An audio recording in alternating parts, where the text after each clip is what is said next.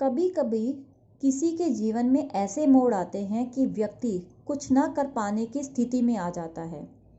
पर यदि ऐसे में कोई मसीहा मिल जाए तो जीवन की गति ही बदल जाती है। और ऊपर से अगर ईमानदारी का साथ हो तो बस आदमी सफलता की सीढ़ियों पर चढ़ता ही जाता है। ये कहानी भी एक ऐसे युवक की है जो अनाथ था।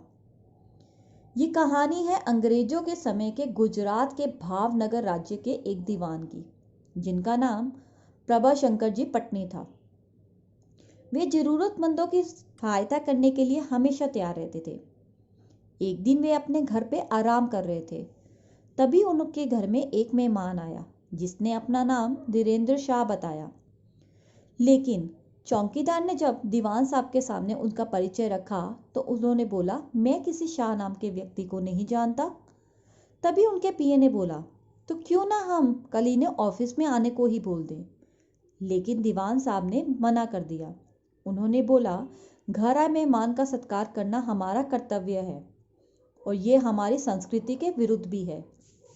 कुछ समय बात करने के बाद दीवान साहब ने शाहजी से पूछा, क्या आप यहाँ किसी खास मकसद से आए हैं?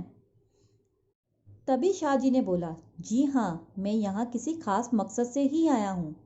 मैं आपको एक छोटी सी रकम का चेक आपकी सेवा में अर्पित करने के लिए आया हूँ जनाब।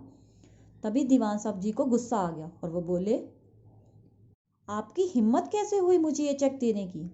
लेकिन शाहजी ने तभी बड़े धैर्य से बोला, ये हिम्मत आपकी उदार भावना और ज़रूरत के समय जो आपने मेरी मदद की थी उस वजह से आया है। तभी शाहजी ने बोला, शायद आपने मुझे पहचाना नहीं साहब, मैं आपके गांव में एक विधवा का पुत्र था।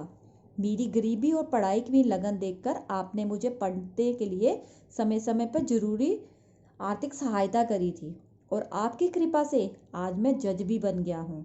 लेकिन ये सब आपकी सहायता की वजह से ही संभव हो पाया है।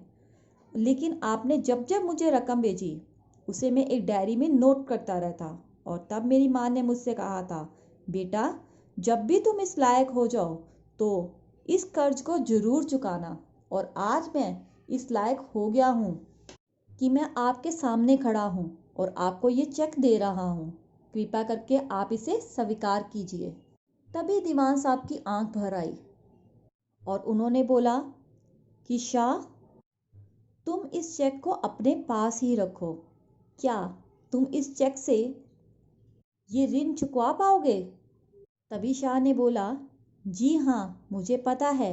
मैं आपका ये आर्थिक ऋण तो चुका रहा हूँ, लेकिन आपकी कृपा का ऋण तो मुझ पर सदा ही रहेगा और उसे मैं किसी चेक से चुका भी नहीं सकता।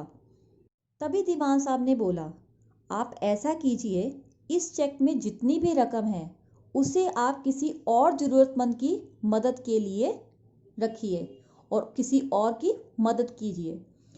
और शाहजी ने वैसा ही किया।